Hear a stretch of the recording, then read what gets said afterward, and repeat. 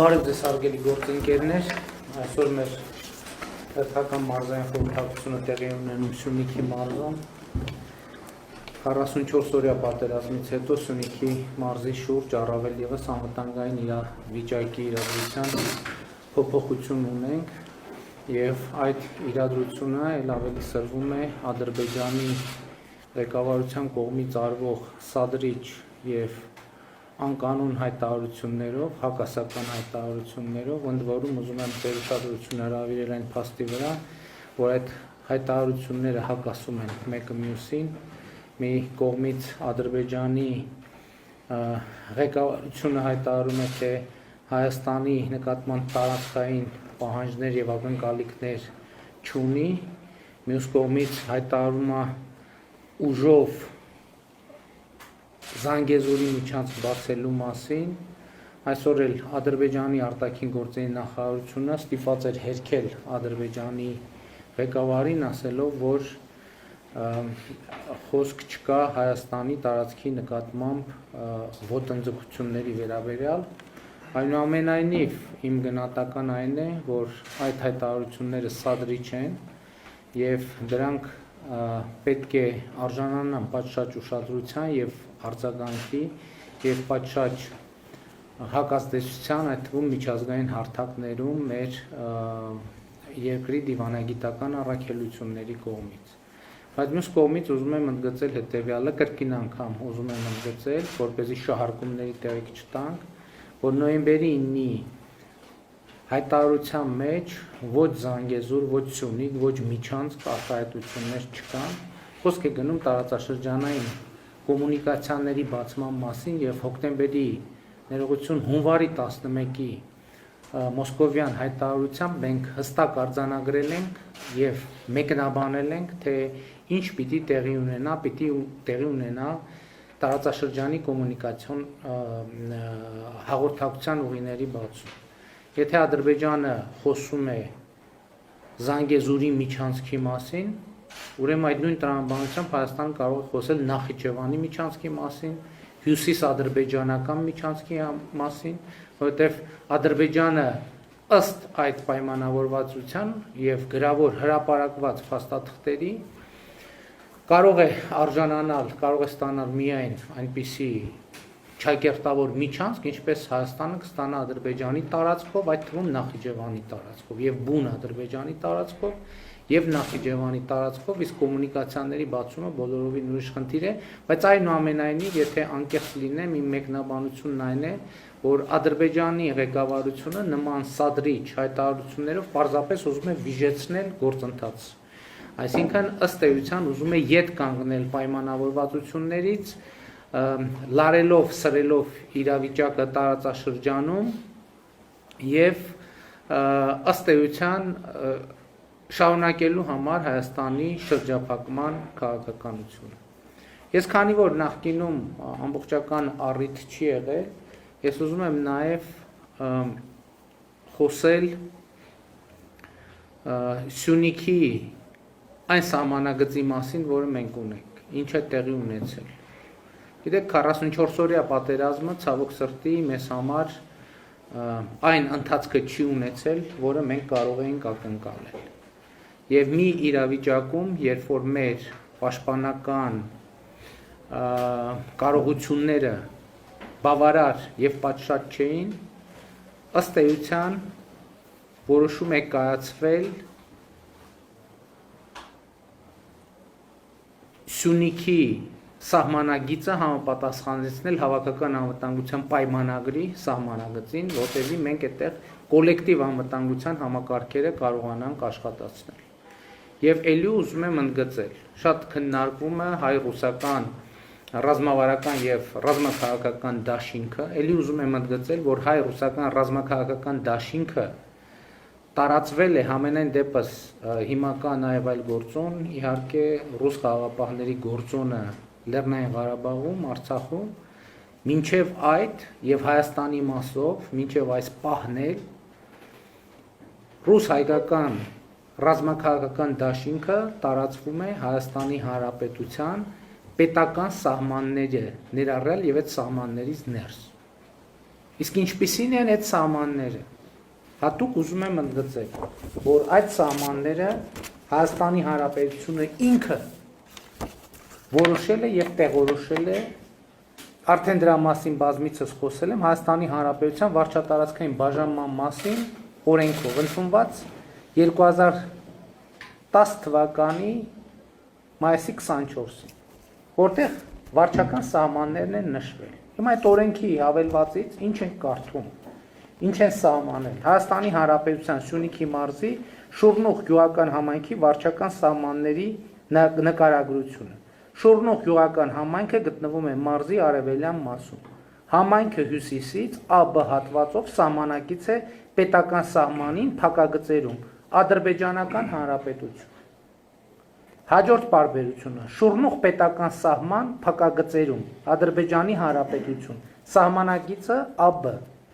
ԱԲ հատվածով սահմանագիծը համընկնում է Հայաստանի Հանրապետության եւ Ադրբեջանի Հանրապետության պետական սահմանի հետ։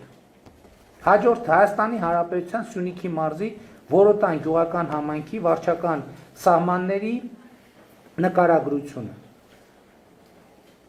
ԲԳ հատվածով սահմանագիծը համընկնում է Հայաստանի Հանրապետության եւ Ադրբեջանի Հանրապետության պետական սահմանի հետ։ Սա շատ կարեւոր է ընդգծել, որովհետեւ Հայաստանի Հանրապետությունը ինքը 2010 թվականին ընդունված օրենքով նկարագրել է իր տարածքը, որտեղ հավաքական անվտանգության պայմանագիրը գործում է։ Ուշադրություն եմ ուզում բոլորիս հրավիրել, որ չի նշվել, որ սահմանագիծը համընկնում է Հայաստանի Հանրապետության եւ Արցախի Հանրապետության սահմաններին։ Այլ գրվել է, որ սահմանագիծը համընկնում է Հայաստանի Հանրապետության եւ Ադրբեջանի պետական սահմանի հետ։ Եվ սրանք են այն իրողությունները շղթայական, որոնք բերել են այսօրվա ըստ էության ստատուս քվոյի։ Բայց այնուամենայնիվ մեր խնդիրը հետևյալն է, եւ ես ուզում եմ ընդգծել, որ ընդհանրապես Հայաստանի Հանրապետության սահմանների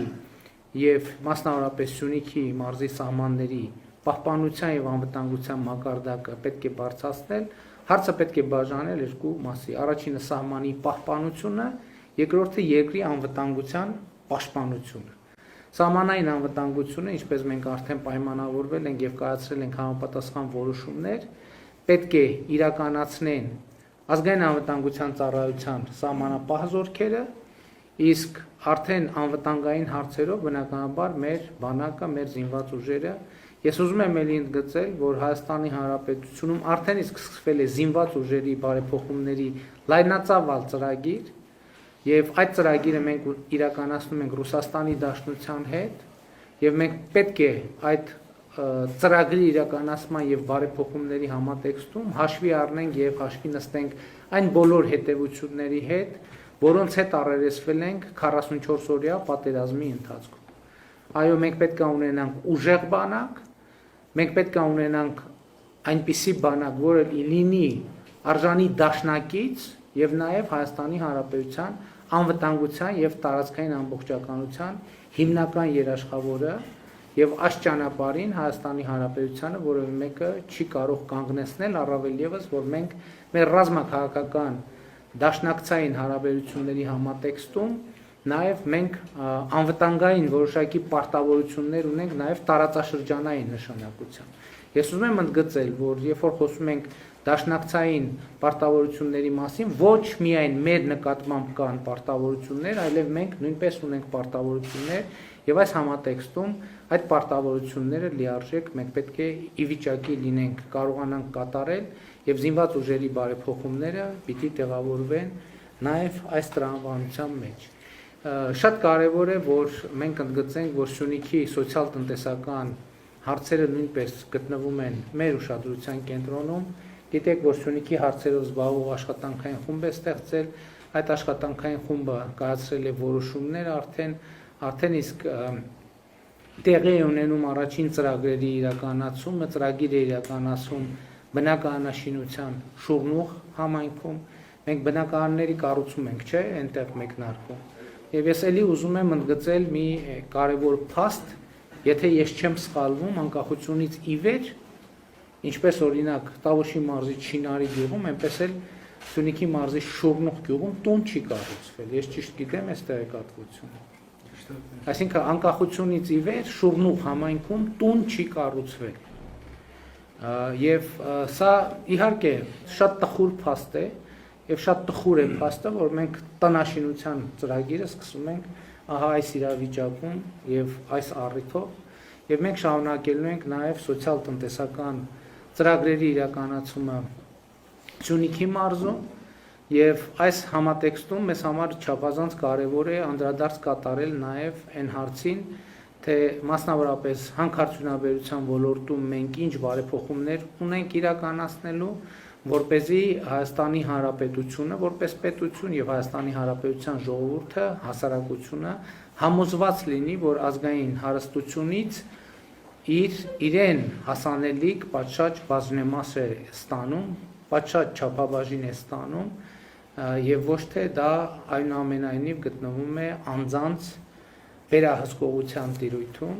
Ես ուզում եմ անդրադառնալ նաեւ այսօր Մեղրիում տեղի ունեցած միջադեպին։ Հստակ է, որ տեղի է ունեցել օրենքի խախտում եւ ես ակնկալում եմ, որ Հանրապետության իրավապահ մարմինները շատ հստակ եւ կոշտ կերպով կարձագանքեն, որովհետեւ չի կարելի թույլ տալ, որ փոքր խմբակ մարդկանց ուղակի ստեղծի տպավորություն, այսինքն անկախ տպավորությունից չի կարելի թույլ տալ, որ անպատժելիության մթնոլորտ գոյություն ունենա Հայաստանի Հանրապետությունում եւ պարոն Աբազյան, պարոն Ղազարյան, դուք հիմա այստեղ եք եւ ես ակնկալում եմ, որ շատ կտրուկ եւ հատուկ գործողություններով այս հարցը կլուծվի եւ մեղավորները հանրության համար տեսանելի ձևով կկանչվեն պատասխանատվության։ Քննչական կոմիտեի ներկայացուցիչ էստեղ է, այո, դուք ինչ գործողություններ եք արել։ Այս պահին Ինչ հատրված։ Դատապարտության կողմից հանրահավաք պատասխանատվություն նյութերի նախապատրաստում եւ ստացածի ներկայացնելն ապրիական գործի կշռում արդեն հասկանում է։ Ինչ հանրահավաք։ Դեպքի հետ կապված վարչապետ մամուլի հաղորդագրությունները համապատասխանաբար հանվել են եւ ուղարկվել են գործիքանություն 171-րդ ընթացներով քրեական դատավարության նախատեսված ընթացքը որոշելու այս պայմանությամբ արդեն քրեականորեն ստի 258-րդ օրվացի 3-րդ մասի հատկանիշներով հարուցված է քրեական գործը Արդեն իսկ հարուցված է։ Արդեն իսկ այս պայմանությամբ հարուցված է, պետք է ուղարկվի արդեն քննչական կոմիտեի գործիքանությունից։ Շատ լավ, ես կարծում եմ օպերատիվ կազմակերպել։ Հիմա այս պահին որևէ գործողություն արվում է, բայց ես կարծում եմ, որ մեր իրավապահ մարմինների ներկայացուցիչները այստեղ ներկա են, մենք կարող ենք իրենց ազատել այս խորհրդակցությանը մասնակցելուց, որպեսզի իրանք գնան, իրանք աշխատանքով զբաղվեն եւ մենք մեր հետագա օրակարգով քննարկումները կանենք։ Պարոն Աբազյան, դուք ձեր այստեղի տեղի կառույցի ներկայացուցիչների հետ, պարոն Ղազարյան, դուք եւ դուք էլ կարծում եմ գնացեք եւ զբաղվեք այդ հարցերով։